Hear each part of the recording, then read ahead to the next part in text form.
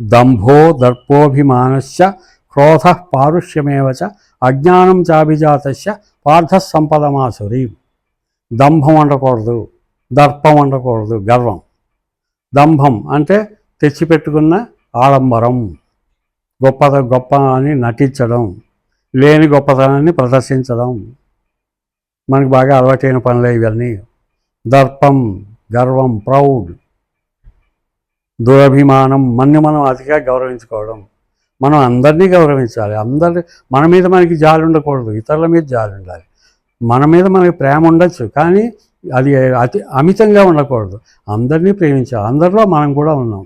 కాబట్టి దంభం, దర్పం, దురభిమానచ క్రోధ, కోపం అనేది ఉండకూడదు.